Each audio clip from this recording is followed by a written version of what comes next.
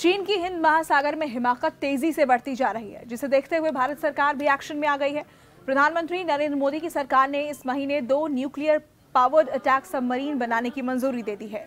भारत तीसरे aircraft carrier की जगह सतह के नीचे से सबमरीन की मदद से सुरक्षा मजबूत करने पर जोर दे रहा है। ऐसा इसलिए क्योंकि तीसरा एयरक्राफ्ट कैरियर चीनी लंबी दूरी की मिसाइलों के लिए अधिक असुरक्षित है।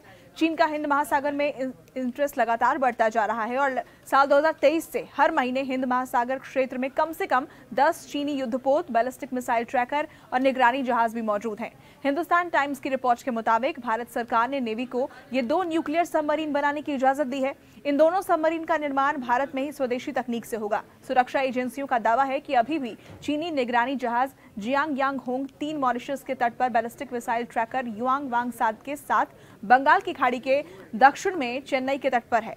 दावा किया गया कि हिंद महासागर में औसतन 7 से 8 पीपल लिबरेशन आर्मी नौसेना के युद्धपोत और लगभग 3 से 4 अर्धसैनिक जहाज मौजूद देखे जाते हैं।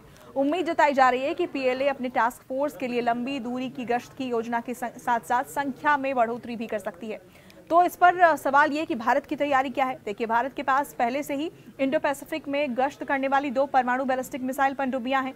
तीसरी आईएनएस अरिंदम अगले साल शुरू हो जाएगी। न्यूक्लियर सबमरीन अटैक सबमरीन के मोर्चे पर भारतीय नौसेना को 2028 तक रूस से पट्टे पर दूसरे अकुला श्रेणी के न्यूक्लियर सबमरीन अटैक सबमरीन मिलने की उम्मीद है। यूक्रेन में रूसी युद्ध के कारण अकुला पट्टा परियोजना में देरी हुई है, लेकिन भारतीय नौसेना 2027 के अंत तक इसे उपलब्ध कराने के लिए मॉस्को पर दबाव डाल रही है।